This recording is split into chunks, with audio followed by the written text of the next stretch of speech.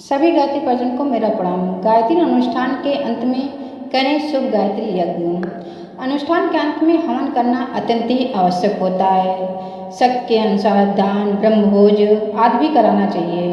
ब्रह्मभोज उन्हीं ब्राह्मणों को कराना चाहिए कि जो वास्तव में ब्राह्मण हैं। कुपात्रों को दिया हुआ दान, कराया हुआ भोजन अक्सर निष्फल जाता है। इसीलिए हमें सच्चे ब्राह्मण को ही भोजन दान कराना चाहिए। गायत्री अनुष्ठान के अंत में किसी भी शुभ अवसर पर भी गायत्री यज्ञ कर सकते हैं। जिस प्रकार वेद माता की सरलता, सौम्यता, वात्सल्यता, सुशीलता प्रसिद्ध है, उसी प्रकार गायत्री हवन भी अत्यंत सुगम और प्रसिद्ध है। इसके लिए बड़ी भारी मेख निकालने की या कर्मकांडों पंडितों का आश्रय लेने की आवश्यकता नहीं है। साधारण बुद्धि के साधक भी इसको भली प्रकार कर सकते हैं। कुंड खोदकर वेदी बनाकर हवन किया जा सकता है, नहीं तो किसी भी गायत्री शक्तिपीठ से हवन कुंड लाकर हवन किया जा सकता है। जहाँ पे हमें यज्ञ करना है, पहले उस स्थान को हम पवित्र करेंगे। फिर जहाँ पे हमें कुंड रखना है, हवन करना है, उस स्थान पर हल्दी, टोली, आटा, मंगली द्रव्यों से चौक पूरेंगे और उस स्थान पर फिर कुंड स्थापित करेंगे। कुंड के चारों ओर आसन बिछा देंगे। फिर जहाँ पर मुख्य यजमान बैठेंगे या घर के जो बड़े बुजुर्ग हैं वो बैठेंगे, वहाँ पर उस आसन पर उनका स्थान और तीनों तरफ अन्य परिजनों का स्थान होगा। जो मुख्य यजमान होंगे फिर उन्हें हम दाहिने हाथ में कलावा बांधेंगे, मस्तक पर रोली लगाएंगे, तिलक करेंगे। उसके बाद अक्षत छिड़केंगे और मंगल वचन बोलेंगे या गायत्री मंत्र बोलेंगे।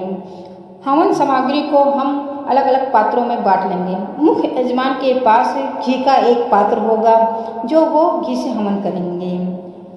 संध्याएं 7 प्रकार की होती हैं। अगर 7 प्रकार की नहीं मिल सकती तो जो मिल जाए उतनी ही अच्छा है, नहीं तो आम की लकड़ी उत्तम होती है। हवन आरंभ करने वाले सभी यजमान पवित्र होने चाहिए।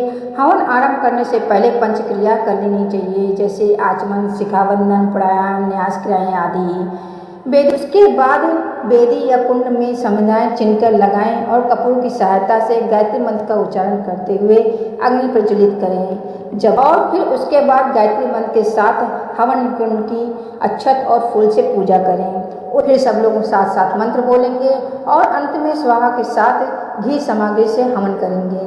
आहुति के अंत में चम्मच में बचे हुए घी को एक एक बूंद रखे हुए जलपात में टपकाते जाएंगे और अंत में इदम गायत्री इदम नमः का उच्चारण करेंगे। गायत्री मंत्र का उच्चारण शुद्ध और साफ होना चाहिए, मधुर स्वर में होना चाहिए। आहुति कम से कम 108 होनी चाहिए। इसमें 2 या 3 या चाहे जितने गुणे किया जा सकता है।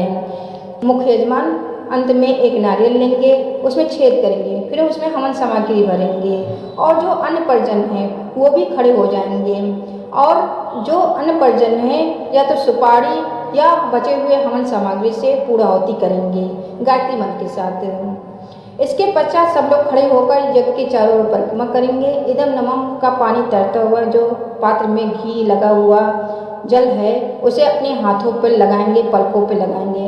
हवन की बुझी हुई भस्म को लोग लेकर मस्तक पर लगाएंगे। भजन कीर्तन गायन के साथ प्रसाद वितरण करेंगे। प्रसन्नता पूर्वक सबको विदा करेंगे। यज्ञ की सामग्री दूसरे दिन किसी पवित्र स्थान पर विसर्जन करना चाहिए। यह गायत्री यज्ञ अनुष्ठान अंत में ही नहीं, अन्य किसी शुभ अवसर पर भी किया जा सकता है। जय मां गायत्री।